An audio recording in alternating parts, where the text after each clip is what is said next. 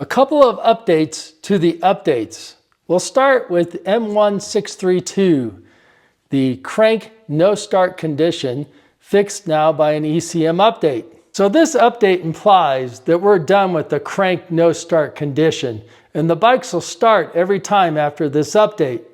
But shortly after the update was published, I made a video and then comments began about if you applied the update, would your bike be limited to 99 miles per hour? So as we know, there's a recall for the 23 CVO Street Glides that an unsafe condition can occur above 100 miles per hour, and you may end up in a death wobble. So there were some reports early from some YouTubers as the new 24s came out that the bikes were all governed to 99 miles per hour. Well, if you've been watching any of the videos, you've probably seen a few speedometers go well above 99 miles per hour on a 2024. I can confirm that at least on this bike, on a closed course with protective gear, this bike does well over 100 miles per hour even after the update. So what about the Street Glide then? Shortly after I posted an earlier video of an ECM BCM update that I had hoped would fix the no start issue, I received comments from Street Glide owners that after that update, they were now limited to 99 miles per hour. The recall from Harley-Davidson clearly states that there would be an ECM update. But on the National Highway Safety Patrol website, it also states that Harley-Davidson will release a kit. And the kit would include a ballast, so a weight, and a strap to strap it to the front of the bike. So in theory, adding weight to the front of a Street Glide. And then the hope would be is that the ECM limitation of 99 miles per hour would be removed, or at least returned to stock condition. There is no justification for riding this fast on a motorcycle on a public road, endangering yourself, but more importantly, anyone else. But I do think Harley owes owners to be honest with what they're doing with their ECM calibrations and the specifications of the bike. And I think it should include what the top speed is. So it remains unclear to this date what the fix for the 23 CVO Street Glides is going to be. And it's still unclear to me what's the condition of the 2024 model Street Glide. Is it limited to 99 miles per hour? I have yet to see any video proof or self-experience that tells me what the limit is on these new bikes. So let's talk about software. When the 2024 models were released, there was a service bulletin that shortly followed the release date of M1625. And it implied there's a software update for the infotainment system, but also the amplifier.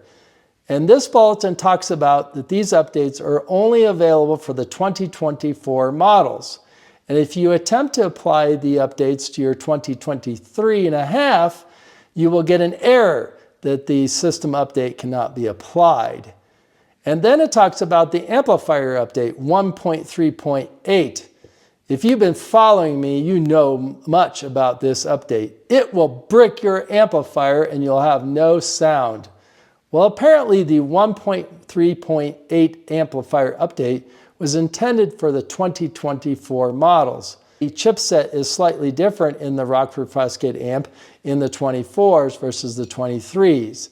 So they want the dealers to apply this update to the 24 models. All of these updates are to happen during the PDI setup. If I were a 24 owner, I'd run out to my bike and verify what the infotainment version is. You cannot verify what the amplifier version is, but you certainly can verify what the infotainment version is. So go to settings and then go to software and verify that version. Now these updates have been published on the website, so you can now see them. And it's very clear that they're for only 24 models. But you cannot download them. It requires a login to do so. So where does that leave the 23 owners like me? Are we ever going to see an update for these software bugs that we see with the infotainment screen? For the 24 versions, the update clearly states that there are fixes for CarPlay and sound issues, things and navigation issues, which we've been looking for. So there is still hope that we'll see an update for the 23.5 CVOs. Or will we be stranded with all these bugs forever? I really can't predict Harley's response to this, but the hope is they'll do the right thing and we'll get the same software updates that the 24s have and eventually get to the point where the system works flawlessly.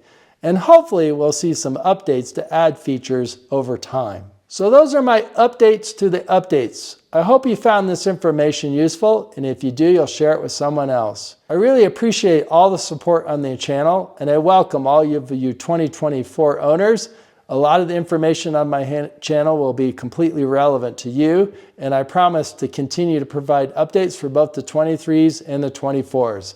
So subscribe if you haven't and join me for the ride. But until next time, in the Friction Zone,